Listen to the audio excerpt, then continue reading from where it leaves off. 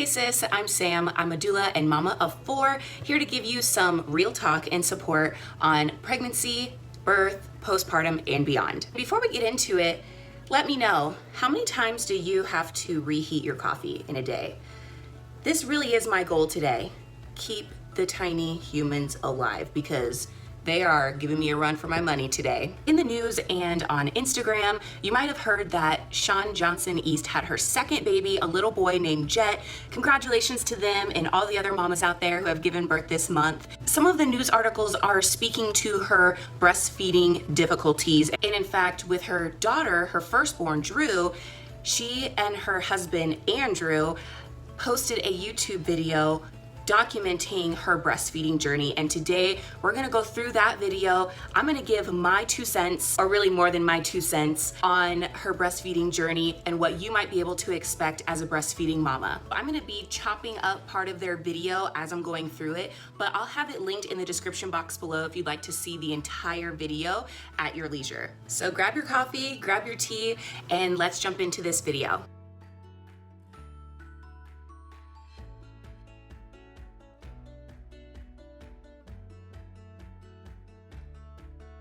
What's up, everybody? Welcome back to our channel. I'm Shawn. And I'm Andrew. She's Drew. She's sleeping below us. He's Nash, and we are The East fan. What up? Today, this was a highly requested video. It's taken us a little bit to film it because I wanted to gather all my thoughts on it. But I've had a lot of moms ask me to do a video on breastfeeding, pumping, and formula. So if you're not a mom, no worries. Don't need to watch this. You're welcome to. Hopefully.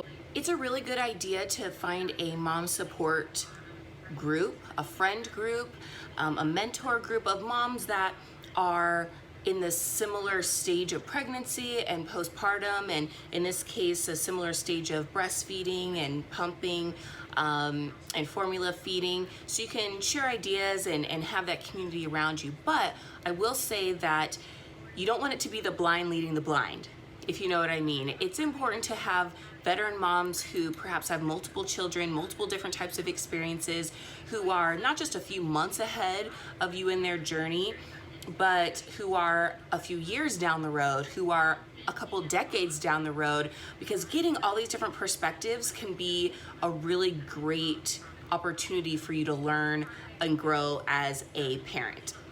All right, let's do it. So let's start back from when I had Drew. So as soon as we had Drew, I was in the hospital. Drew latched perfectly. She was an awesome breastfeeder. It was just natural. I was great, she was great, she figured it out. It was easy, it was seamless. We had lactation specialists at the hospital that came in. Every time they came in, they're like, looks great. Does it feel great? Like everything. It was awesome. Everyone can ask for a lactation specialist, a lactation consultant at the hospital if you're having a hospital birth, not just the rich and famous. So make sure that you ask for a lactation consultant if breastfeeding, if nursing is the route that you are choosing on going. But something happened to where Drew just decided she didn't want to latch anymore. And it was this weird feeling because I was supplying, I had milk, there wasn't anything weird there, but she just didn't want to do it anymore. That was tough for you. It was really hard, and it would just be this awkward match of wrestling and screaming and crying, and you could just tell she was so hungry, but she was so fussy, I could not get her to eat. And we did this for 3 days where every single... That is really common. It is one of the most frustrating things. I'm not going to downplay her frustration. You're trying to learn about your baby. They're trying to learn about you. You and your partner are trying to figure each other out in these new roles with sleep deprivation, with sometimes skipping meals, skipping showers, and it can be really trying. When you're in the hospital, your baby most likely will be very sleepy. She even said things seemed easy, and that's pretty common. When you get home, it's not like your kiddos have a return receipt or they come with a pamphlet or booklet. I'm hoping that through this channel and through my perspectives and through my training and education and real talk, you'll be able to navigate some of those trying times and know that you're not alone and that there are some tools at your disposal.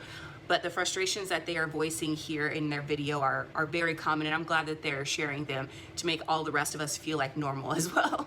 I think what took me some time to learn though, saying when Drew cries, it's way more of like a core issue for you. Like you cannot stand a single second of hearing her cry. Whereas like my heart shatters hearing her cry. You hate it. You have to step outside. Yeah. My stance is like, hey, it's probably okay if she cries for like 3 minutes. She'll cry herself to sleep. I'm not saying look, if she's hungry or tired, you gotta.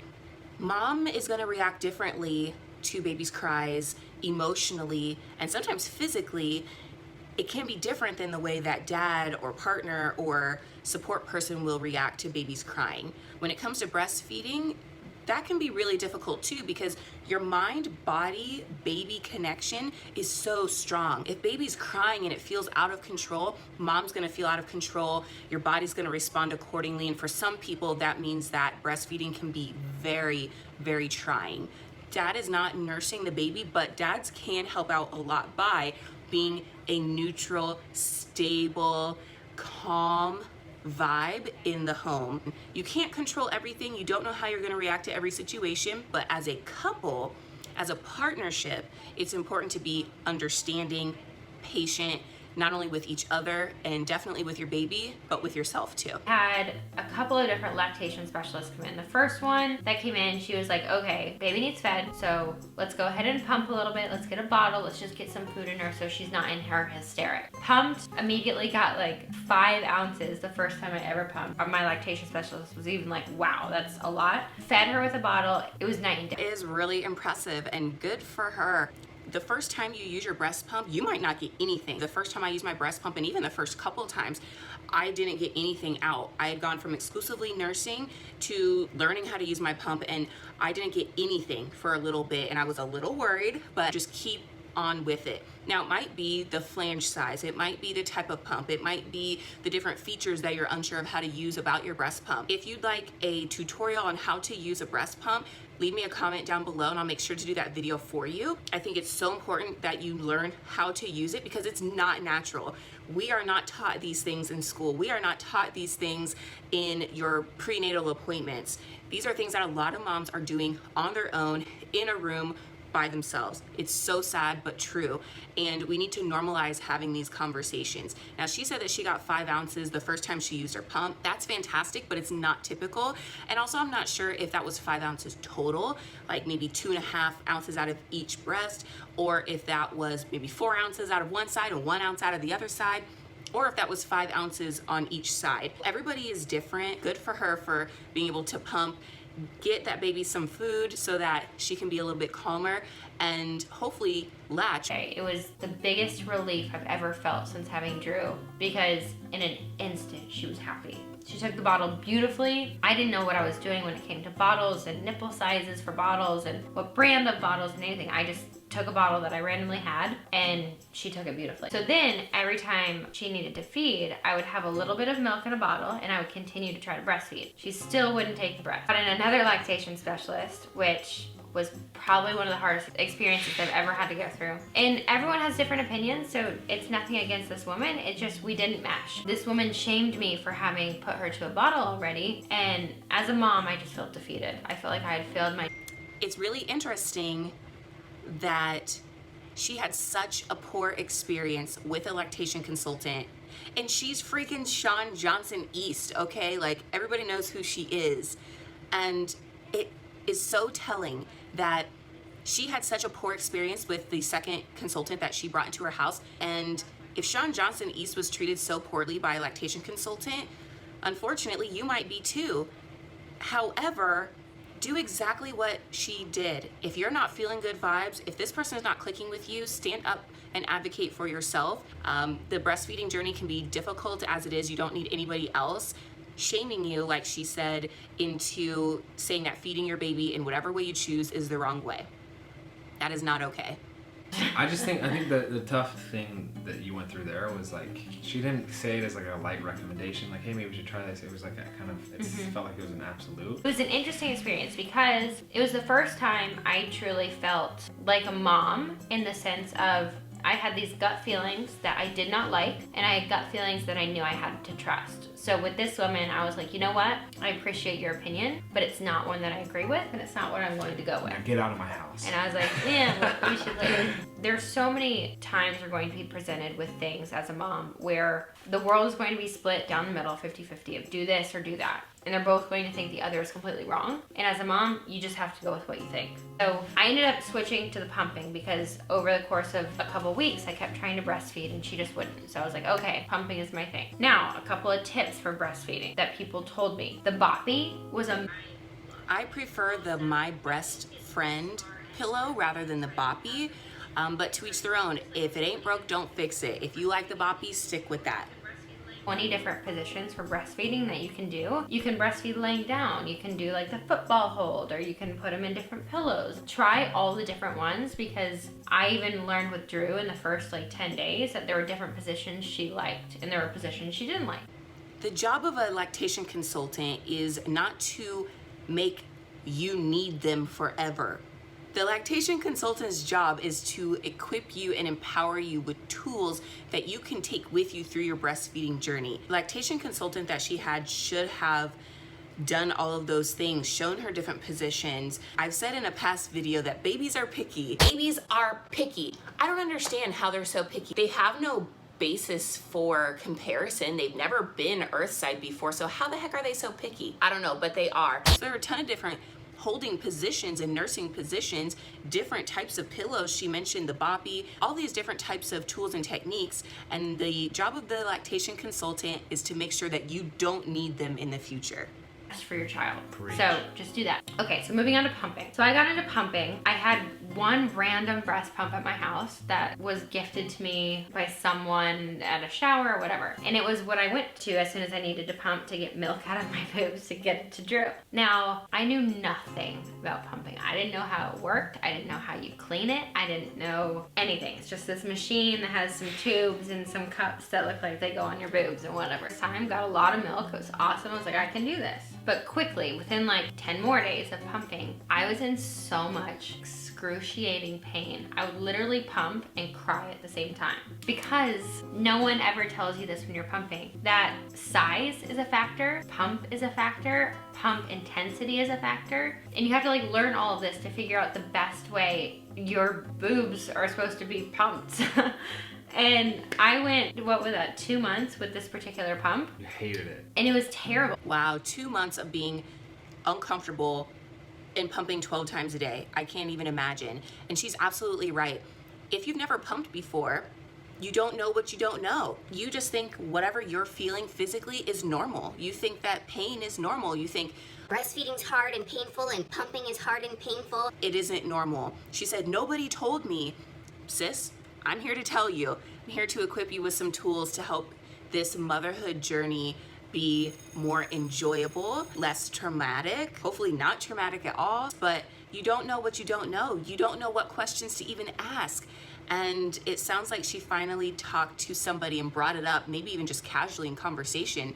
And that friend was there to tell her, like, that's not normal, girl. Worst thing I've ever experienced. So she recommended that I try the medalist freestyle pump. Quickly bought it on Amazon, came, and I almost cried tears of happiness the first time I used it because I pumped the same amount of milk. That's what I have.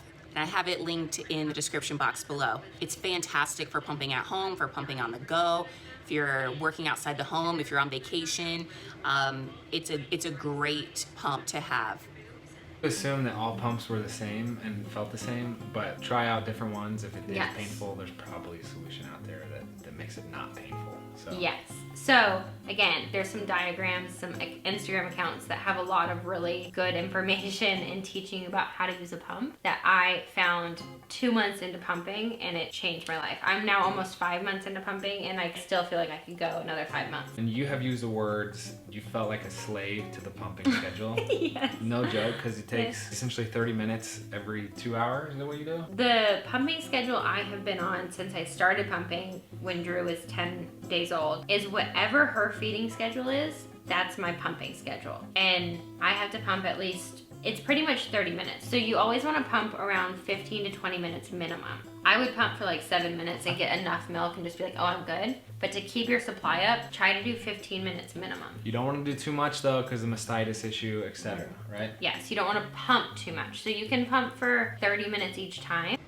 There are many different trains of thought when it comes to exclusively pumping and how often and how much you should try to pump and all of that. You can do what it sounds like she did, which was a combination of the two main ways of thinking: pumping on a schedule, pumping every 2 hours, every 3 hours, whatever makes sense to you and whatever helps you supply the appropriate amount of breast milk for your baby. And then some people, they do more of like baby directed, baby scheduled pumping, where if their baby's hungry 30 minutes later, someone else will bottle feed the baby and they will pump right away. If she was exclusively breastfeeding straight from the breast, that's what she would be doing, or a lot of people would be doing. That's what I choose to do. I feel like that's the most convenient. I feel like that keeps my babies fed and happy, and it keeps my that keeps my milk supply up, but to each their own. If you can't breastfeed, my next recommendation would be to pump.